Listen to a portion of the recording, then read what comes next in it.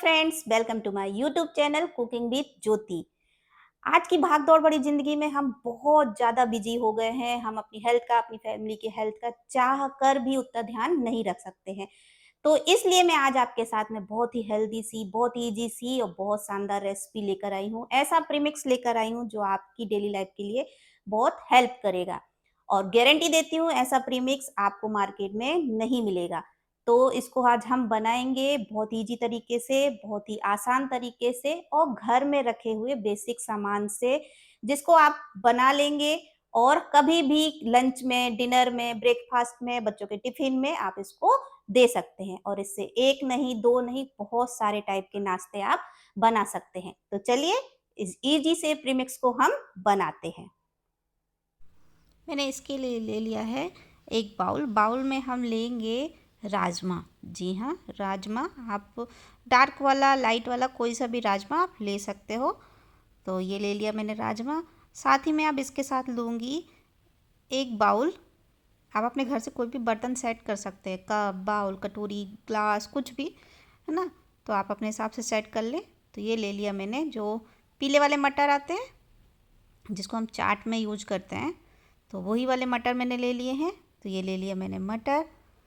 अब मैं लूँगी इसके साथ ही एक बाउल भर के दाल। जी हाँ, चने की दाल बहुत हेल्दी होती है और बहुत ही फ़ायदा करती है, तो इसको तो डाइट में शामिल करना बहुत ज़रूरी है। अब मैं लूँगी एक कटोरी, एक बाउल मूंग की दाल। तो ये छिलके वाली मूंग की दाल है। दूसरा मैं लूँगी तुअर की दाल, जो हमारी डेली लाइफ में हम खाते हैं ना, तुअर की दाल, अरहर की दाल जिसको बोलते हैं, वो ले लिया। अब लूँगी मूंग की दाल धुली वाली। पहले हमने ली छिलके वाली, अब ले रही हूँ धुली वाली। अब मैंने ले लिया है उड़द की दाल। आप चाहें तो साबुत उड़द की दाल हो तो आप वो भी ले सकते हैं। अब मैं ये ले रही हूँ साबुत मूंग की दाल। दिख रहे हैं, बहुत सारे अनाज हैं। ये ले लिया मैंने मसूर की दाल, बहुत ज़्यादा हेल्दी होती है, बहुत फ़ायदेमंद होती है। ये ले लिया एक कटोरी मैंने छोले। एक कटोरी ही ले लिया मैंने सोयाबीन की बड़ी। और आप चाहें तो सोयाबीन अगर आपको मिलता है तो आप सोयाबीन भी ले सकते हैं। मैंने कहा ना, आप अपने पसंद के ढेर सारे अनाज इसमें यूज कर सकते हैं, सारे ही बहुत फ़ायदे होते हैं। अगर मोटा अनाज है, मोटा अनाज और भी ज़्यादा फ़ायदा करता है। ये ले लिए मैंने चने, जो अपने काले वाले चने आते हैं वही। तो ये ले लिया एक कटोरी भर के मैंने चने। अब ये लिया है मैंने फॉक्सटेल मिलेट। तो मिलेट्स मार्केट में बहुत इजीली अवेलेबल हैं, little millet, foxtail millet, barnyard millet, proso millet. तो आप अपने पसंद के कोई भी मिलेट्स ले सकते हैं। तो जैसे मैंने कहा, मोटे अनाज बहुत ज़्यादा फ़ायदे करते हैं। पहले हमारे यहाँ चावल और या मोटे अनाज ही बनते थे, जिन्हें हिंदी में बोलते हैं कुदकी, कनकी, कोदू, है ना। तो ये सारी चीज़ें बहुत फ़ायदा करती हैं। तो ये ले लिए मैंने चारों टाइप के मोटे अनाज। अब हम लेंगे एक कप, एक बाउल गेहूँ। तो गेहूँ और चावल आप अपने पसंद के अनुसार ले सकते हैं। ये ले लिए मैंने जवा। जवा मेरे पास थोड़ा कम था तो मैंने थोड़ा कम ही लिया है। और ये बहुत हेल्दी होता है, बहुत पावरफुल होता है। सारे अनाज बहुत ज़्यादा हेल्दी, बहुत ज़्यादा न्यूट्रिशन से भरपूर हैं, फाइबर, प्रोटीन, बहुत कुछ इसमें है। तो ये मैं सारे अनाज को अच्छे तरीके से मिक्स कर लूँगी। तो एक बड़ा बर्तन ले लें, मैं 2 बर्तन का यूज़ करूँगी। तो आप आपके पास में जो बड़ा बर्तन है तो आप वो भी ले सकते हैं। अब क्वेश्चन आपके आ रहा होगा आपके दिमाग में कि ऐसे मिक्स करके बनाने से अच्छा हम किसी दिन तुअर की दाल बना लें, किसी दिन मूंग, किसी दिन उड़द, किसी दिन राजमा, किसी दिन राजगिरे की रोटी पूड़ी। तो हाँ, वो भी कर सकते हैं आप। लेकिन हम अगर एक साथ भी मिला के खाएं तो बहुत ज़्यादा फ़ायदा होता है, क्योंकि हम इतना सारा वेरिएशन अपने खाने में नहीं ला सकते हैं, ना ही इतना सारा हम बना पाते, क्योंकि हम इतने बिजी हैं। तो आप चाहें तो ऐसे बनाएंगे तो आपको बहुत ज़्यादा फ़ायदा मिलेगा। और हाँ, एक क्लिप मिक्स हो गई है, मैंने इसमें तिल भी यूज़ की है, सफ़ेद तिल। और अगर आपके यहाँ कुक लगा है तो आदत पड़ जाती है उनको भी, एक बर्तन एक डब्बा खोला, उसी में से आटा निकाला, दाल निकाला, दूसरे से चावल निकाला, बस बना दिया, क्योंकि उनके पास इतना टाइम नहीं होता है। तो ये मैंने सारे अनाज को अच्छे तरीके से मिक्स कर लिया है। देखो ऐसे मैं 2 पार्ट्स में इसको डिवाइड कर ली हूँ कि प्रॉब्लम ना जाए, क्योंकि मेरे पास उतना बड़ा बर्तन था नहीं कि मैं एक साथ ये करीब ये 4 किलो होगा अनाज मेरा। तो देखा कितने अच्छे तरीके से ये सारी चीज़ें हमारे पास घर में होती हैं। अब मैं क्या करूँगी, एक गीला कपड़ा लेके इसको अच्छे तरीके से पोंछ लूँगी, क्योंकि हम कुछ मिलाएं चाहे ना मिलाएं, पाउडर कोई केमिकल, लेकिन मार्केट में ये मिक्स रहता है, इसलिए इसको साफ़ करना बहुत ज़रूरी है। क्योंकि हमने गीले से साफ़ किया है, इसलिए अब हम इसको सेक लेंगे। तो सेकने से ये क्या हो जाएंगे, बहुत जल्दी कुरकुरे हो जाएंगे, पीसना आसान होगा, तो इसलिए हम इसको सेक लेंगे। और क्योंकि हमने गीले कपड़े से पोंछा भी है तो थोड़ा मॉइस्चर भी इसमें आ गया होगा, तो इसलिए इसको अच्छे से चलाते हुए हम थोड़ा सा भून लेंगे, सेक लेंगे, जिससे ये बहुत ज़्यादा स्वादिष्ट हो जाएगा। क्योंकि ये सिकने में इसकी खुशबू तो बहुत अच्छी आती है, और सिक जाने के बाद तो और भी ज़्यादा अच्छी आती है। आप मेरे चैनल पे नए हैं तो प्लीज़ प्लीज़ मेरे चैनल को सब्सक्राइब कीजिएगा, और बेल आइकन को ज़रूर प्रेस कीजिएगा, और लाइक शेयर कमेंट्स तो बनता ही है, तो प्लीज़ प्लीज़ मेरे चैनल को सब्सक्राइब कीजिएगा। ये डाल दिया मैंने तिल, मैंने बोला था ना उधर पे आपको क्लिप नहीं आई है, तो ये मैंने सफ़ेद तिल डाल दी। तो ये मैंने एंड में डाली है, सारा सामान भुनने के बाद में, जिससे क्या हो जाएगा, तिल हमारी बहुत जल्दी भुन जाती है, तो इसलिए मैंने इसको एंड में डाला है। 1 से 2 मिनट में ही हमारी तिल भुन जाएगी। ये डाल दिया मैंने मेथी दाना, अजवाइन और जीरा। तो ये हमने सारी चीज़ें डाल दी है, और मैंने अब फ्लेम को ऑफ कर दिया है, क्योंकि अनाज भी बहुत गर्म है, हमारी कढ़ाई भी बहुत गर्म है, तो ये इसके साथ में अच्छे तरीके से भुन जाएगा।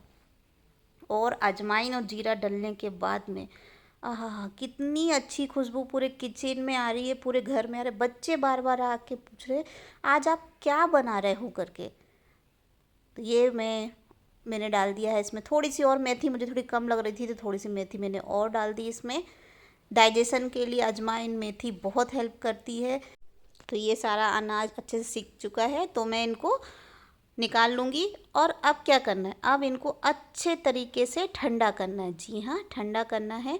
जैसे ये पूरा अच्छे तरीके से ठंडा हो जाएगा, तो मैं अभी थोड़ा सा जार में लेकर इसको पीस रही हूँ।